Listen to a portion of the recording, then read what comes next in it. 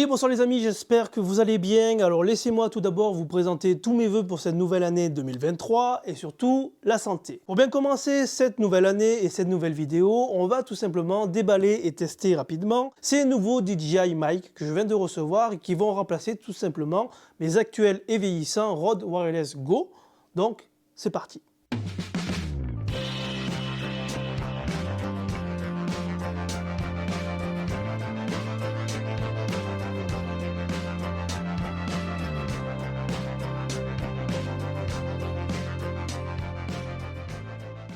Alors comme vous le savez, c'est la tradition sur la chaîne YouTube, on va tout simplement réaliser une petite introduction puisque c'est vrai que pour être le plus juste possible en termes de comparaison, il faudrait comparer non pas les Rode Wireless Go comme c'est le cas actuellement avec ces DJI Mic, mais tout simplement les Rode Wireless Go 2 qui sont du coup plus récents et qui sont beaucoup plus proches en termes de caractéristiques que ces vieillissants Rode Wireless Go standard. Mais comme vous le savez, encore une fois, je ne suis pas spécialisé là-dedans. D'autres chaînes YouTube le font beaucoup mieux que moi. Moi, à mon niveau, je me mets tout simplement à la place de quelqu'un qui souhaiterait avoir des informations pour savoir si aujourd'hui, pour remplacer son matériel audio vieillissant, il repart chez DJI ou si il repart tout simplement chez Rode. Puisque comme vous le savez, comme vous allez l'apprendre ce soir, jusqu'à présent, le leader incontesté et incontestable dans le milieu du vlogging et du blogging, c'était surtout Rode, réputé pour son très bon rapport qualité-prix, là où DJI était plutôt connu pour des tarifs plus élevés et surtout des milieux totalement différents, puisque eux, c'était surtout le drone et la caméra d'action. Donc c'est assez drôle, assez intéressant de voir qu'enfin DJI arrivait sur le marché de Rode,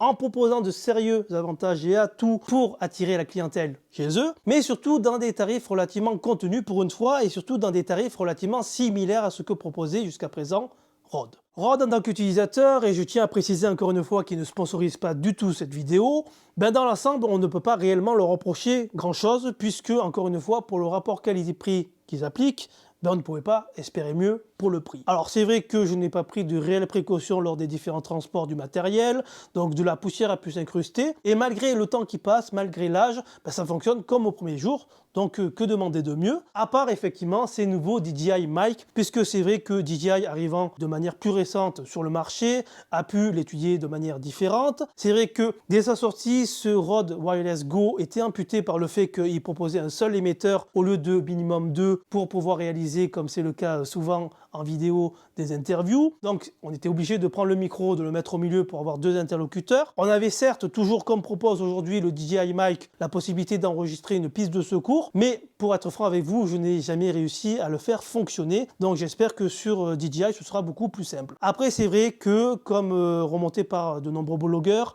le son d'origine sur ces micros n'était pas forcément très excellent. Il est certes meilleur que l'iPhone, mais il fallait souvent y greffer un micro-cravate. Et du coup, en greffant sur le micro qui était déjà assez volumineux, un micro-cravate, ça faisait pas mal de fils qu'on cachait sous le t-shirt, etc. Et en déplacement, c'était assez un enfer. Là où DJI a retravaillé la copie, a proposé surtout un boîtier inspiré, ça il faut le reconnaître, des AirPods de chez Apple, pour recharger l'ensemble des accessoires en même temps, sans passer par différents accessoires en option, et surtout propose des émetteurs plus petits, donc beaucoup plus légers, beaucoup plus discrets, puisque je trouve que ça c'est assez disgracieux par rapport à ce que propose DJI ou un micro-cravate tout simplement. Donc on va voir tout de suite ça et on va procéder au déballage. Nous voici du coup repassés sur le son de l'iPhone et on va procéder au déballage de ces petits micros. Tac, est-ce que je vais y arriver du premier coup? Ça c'est pas garanti. Voilà, à l'ancienne. Alors nous voici avec la boîte. Tac, tac. Hop. On dirait presque du produit Apple, assez rigolo. Hop. Alors qu'est-ce que j'ai là-dedans?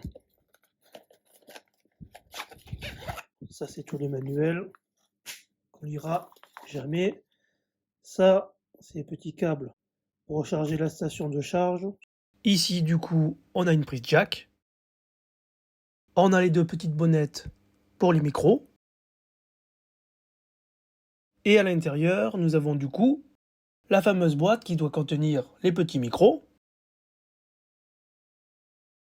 Franchement, DJI en termes de présentation, c'est pas mal. Bon, ça, comme je vous disais tout à l'heure, ça rappelle quand même quelque chose. Ici, On a enfin des écrans. Bon là, je suis désolé, je filme, c'est assez tard. Mais vous avez du coup un écran de contrôle qui vous indique la charge des différents micros également de la station. Pour les sortir, vous les tirez comme cela. Ça du coup, c'est les différents embouts pour brancher directement l'émetteur sur son téléphone. Donc vous avez le Lightning pour les iPhones et également l'USB-C pour les Android. Donc malheureusement, ce sera également valable bientôt pour le nouvel iPhone puisqu'il risque de sortir avec l'USB-C. Bon, ça c'est notre histoire. Pour le brancher, c'est très simple. Je vais prendre le Lightning. Je vais prendre également l'émetteur.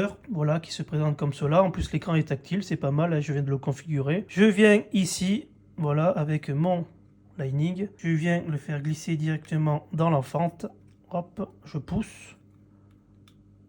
Et voilà, j'ai plus qu'à brancher mon Lightning sur le téléphone. Et du coup, comme vous pouvez constater, en termes de taille et d'encombrement, il n'y a pas photo. Un petit peu comme l'émetteur, voilà, ici, du micro, comparé à ici. Et pour terminer les amis, il fallait bien qu'on finisse en beauté cette vidéo par le test en temps réel de ces nouveaux micros de chez DJI. Donc vous me direz ce que vous en pensez dans les commentaires. Moi, comme je suis un petit peu impatient, comme vous me connaissez, je suis allé voir directement ce que ça donnait en post-production et c'est vraiment pas mal. La clarté n'a plus rien à voir au niveau de la voix, l'encombrement non plus, comme vous pouvez le constater, c'est beaucoup plus discret, c'est beaucoup plus léger également. J'ai volontairement pas mis la bonnette pour vraiment avoir une comparaison avec le précédent micro que je n'avais pas mis également avec bonnette. Sur ce, je vous laisse, vous aurez encore une fois toutes les références, tous les prix dans l'article attenant à cette vidéo. Prenez soin de vous et à bientôt. Moi, c'est l'heure, comme vous pouvez le constater, des sushis. Et encore une fois, je tiens à préciser que cette vidéo n'est pas sponsorisée également par DJI. Voilà.